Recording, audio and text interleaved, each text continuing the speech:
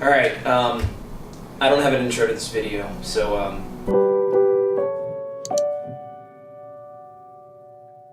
Hi, I'm Trailer Drake, also known as ComicDrake, and I'm mostly a comic book YouTuber, but I've been known to dabble in video games, movies, anime, a bunch of other stuff. Basically, I'm your geek video maker extraordinaire. First things first, emails! Sending Trailer Drake LLC video agreement. Alright. This is for syndicating my content off platform. So, a lot of these were sent to me by HP for a promotion that I did about a year ago on my Trailer Drake channel. They sent me a computer, a mouse, keyboard, monitor, mouse pad, which I decided not to use, headphones. So pretty much everything I use here is still left over from that. So I've got the this very dusty HP Omen keyboard, HP Omen mouse. This monitor right here is the Omen one they sent me, which is ridiculously large and fun.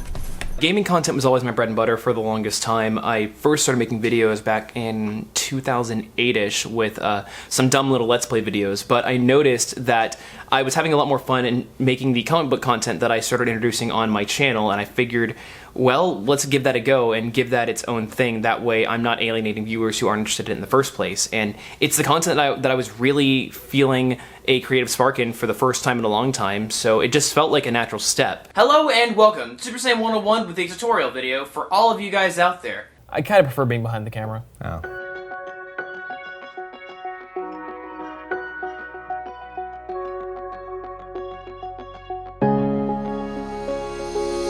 Now, granted, for quite a while I was still doing content on both Trailer Drake and ComicDrake at the same time, but very quickly as ComicDrake gained popularity, that became the new status quo, that became the new channel. The big thing, though, is that the gaming market is so oversaturated on YouTube, and as for comic book YouTubers, there's not a whole lot. So I was able to better grab hold in this niche, and that, I think, is partly why I became more successful at a faster rate than on Trailer Drake. There's a finite number of comic book properties coming out to a wider audience on, like, movies, Netflix, Hulu, etc.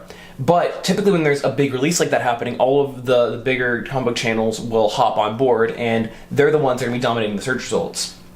I've noticed by actually doing something similar-ish to the property coming out in another medium, that I'm able to better siphon views that way. So instead of doing a history on Thor, maybe I'll do a history on, like, Thor's hammer. SEO is very important. If you notice right here, you have a bunch of tags, and I use TubeBuddy, which does a lot of auto-generation for these. So it reads my title, my description, the tags I've already put in, and then I can hit suggest, and it'll run an algorithm through YouTube which tries to find new tags that I can put in to better get views.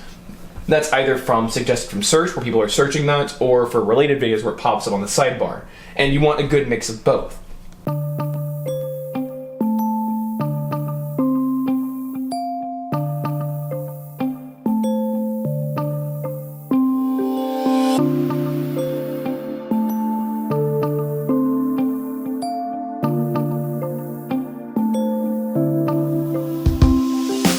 Well, I definitely don't think that I'm somebody to be worth aspiring to at this point, because I'm still pretty small time. Even though I'm really close to the top 10 comic book channels on YouTube, it's still very small, especially when you compare it to all of the large channels that are currently on the platform.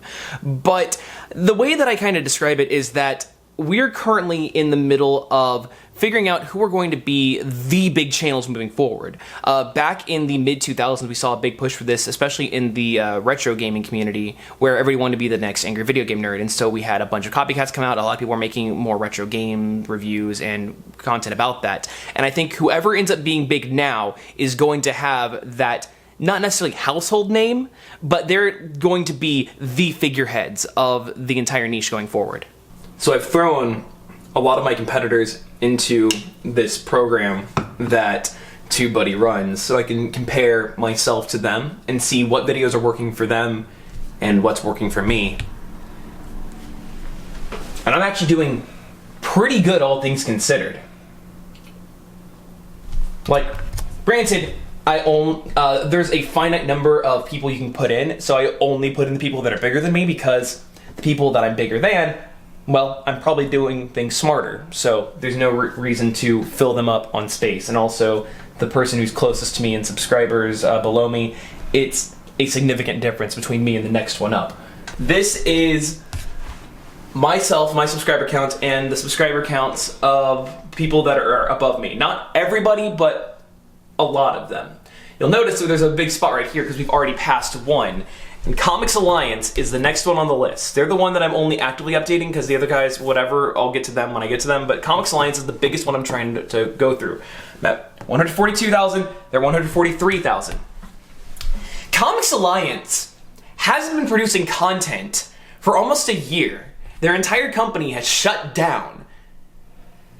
But they're still you're gaining subscribers at the very least as fast as me or faster, because they've uploaded a bunch of clips of Teen Titans Go that kids are clicking on and subscribing to, and that's it. They haven't produced a new video in almost a year, but those Teen Titans Go clips generate millions and millions of views. So I would love to pass them because they're not even around.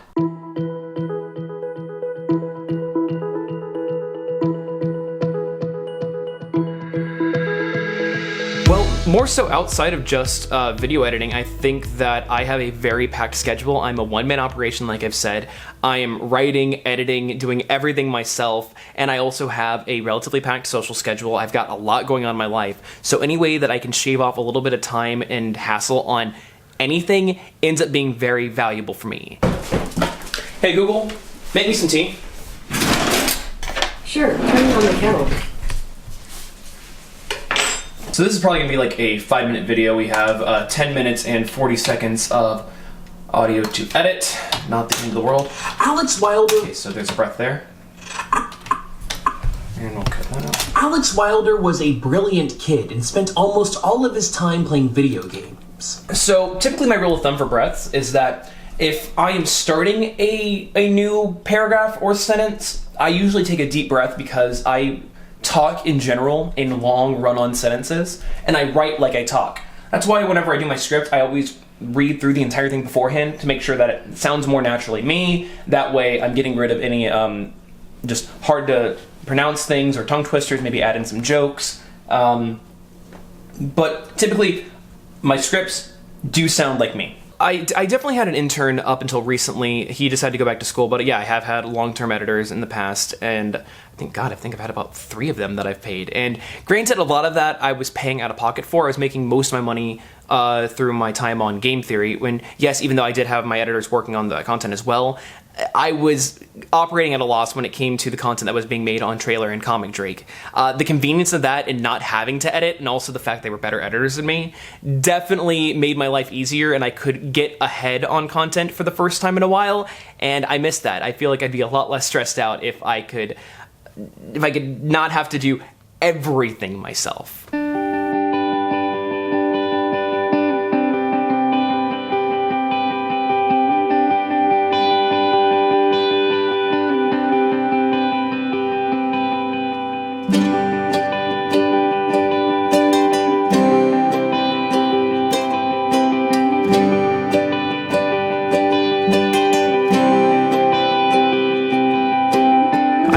Any editing more so than anything else because everybody edits differently. I'm self-taught. It would be very hypocritical of me to say there's only one way to work, because I like to think I edit at least a little bit more unique than other people. I do things more complicated in some regards just because that's how I've learned, and because I've learned how to do that fast.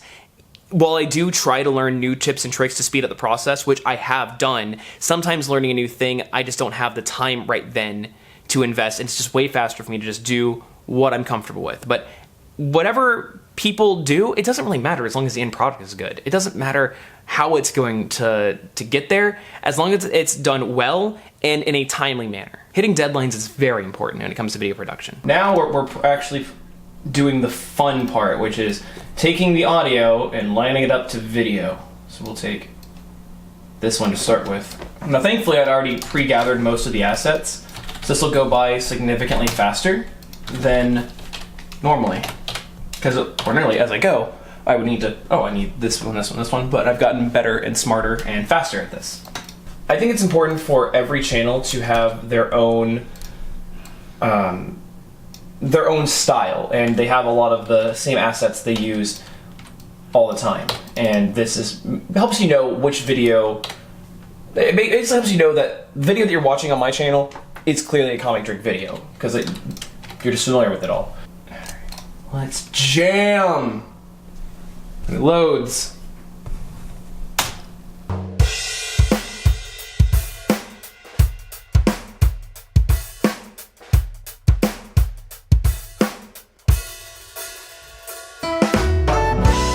So all of the visuals are in place, so now we have to make them move. Beforehand though, I like to make sure that I have my transitions. I throw a page flip every so often into this in order to give it a little bit more of a dynamic feel, and also makes it, I don't know, seem a bit more comic booky. Okay, so now the transitions are in place, which means now I get to actually start the panning process. I made a preset to make my life so much easier because I used to be way too hard on myself. Boom, now they're moving.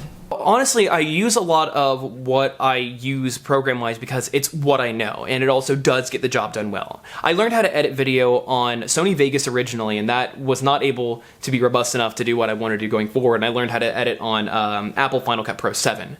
I used that for way too long until I realized that I could customize Premiere to have the same shortcuts that I was familiar with, because that meant that ended up saving so much time, so I didn't have to relearn a new program from scratch. That alone ended up boosting my production quality tenfold. Now, I use an older copy because it's already there and I don't need to pay a subscription service, so while I might not have all the new bells and whistles, I don't necessarily need them. Sure, my export time might take a little bit longer, but we're not running with a lot of budget here, so we're trying to do what we can. Audacity is a free program. I got a copy of Isotope.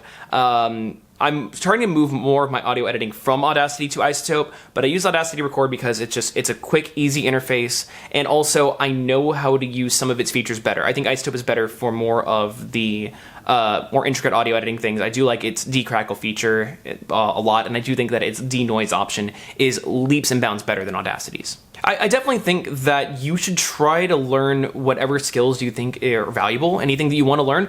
If that interests you, why not do anything you can to learn this skill? There are plenty of free programs available for video editing, audio editing, etc. And I definitely believe that a lot of them, we live in a world where technology evolves at a very rapid rate, and freeware has become more and more accessible and of higher quality. So yeah, Audacity's been fine, and we've actually used Audacity in some of the big operations that I've worked with. It's free. Why would you need to spend money on something if you have a free alternative that's just as good?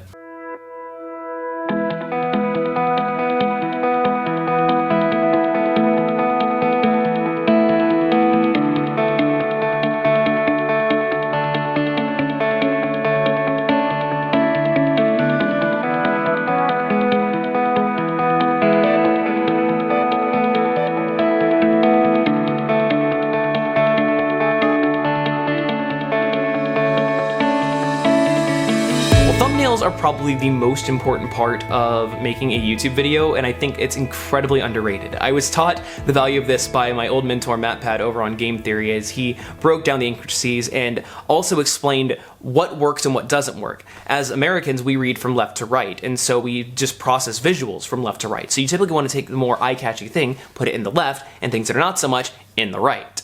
And that definitely helped with my layout. I tried making things more eye-catchy, but also the audience members have kind of caught on to different tricks. They know what is there just to get your attention. So now it's kind of a blend of eye-catching and also just art as a whole. So you need to try to incorporate a bit of both. So I try to make things still bright and colorful, but you want to make sure it's recognizable at a small size that you can see on a phone or something. And I think that spending the time to make a good thumbnail is going to make or break your video. Nobody knows how good your, or at least a new viewer isn't going to know how good your video is before clicking it. The whole point is to try to make people click the video and win them over that way. But you gotta look at your thumbnail like it's a newspaper headline or an article title. nobody's gonna actually care about your stuff if they're not interested in clicking it in the first place. Clickbait is ridiculous. Everybody has their own definition of it. In my opinion, clickbait is no different than a catchy newspaper title or a well-cut trailer. Some of that can be misleading. I've gone to some movies based on some awesome trailers that are nothing like that are really bad, but it did its job, and it got my butt in the seat, and it got a ticket sold. It makes sense. My job as a content creator is to get the most views on my videos. So why should I not use every tool at my disposal to try to get the most views? As long as I'm not being deceptive, then I think that's fine. If somebody watches a video and then they realize they clicked on something completely different, they're gonna click off instantly, maybe even give you a thumbs down. And while yes, thumbs down are still interactions, which does increase the engagement on your video, you're gonna lose a potential long-term fan. You want to get the viewers into the video with your clickbait, but you want to make them stay for the quality content.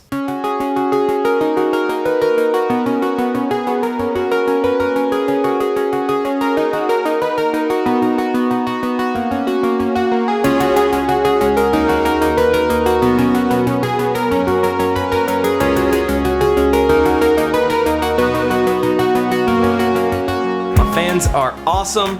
They're good quality people. They are what make this entire job worth it. Sometimes it's very stressful, and while the quote-unquote trolls and the haters, they can be the worst part, the good community members, some of them have actually become personal friends, they are what makes this worthwhile. I actually keep a scrapbook of like fan letters and fan art that's sent to me, and whenever I'm sad or down, I'll look at these handwritten or like typed up things that they have sent me, and it really just makes me feel really good and like I'm doing something right.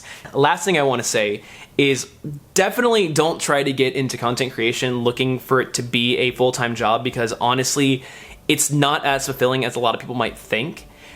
Just make content because you have fun making it. And if you end up making money or getting famous off of it, I don't even consider myself famous. I consider myself fame-ish. That's always been how I've described myself. I consider myself like maybe like a not quite a Z-list celebrity, maybe like a Q-list celebrity, I don't know. If you get money and fame from it, awesome.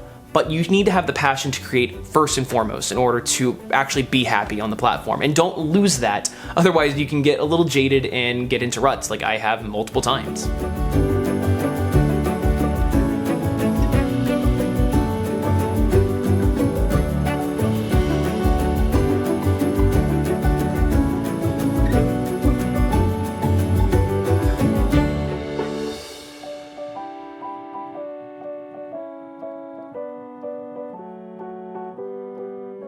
Anyway, I hope you learned a little bit something new this time, and maybe I'll see you next time.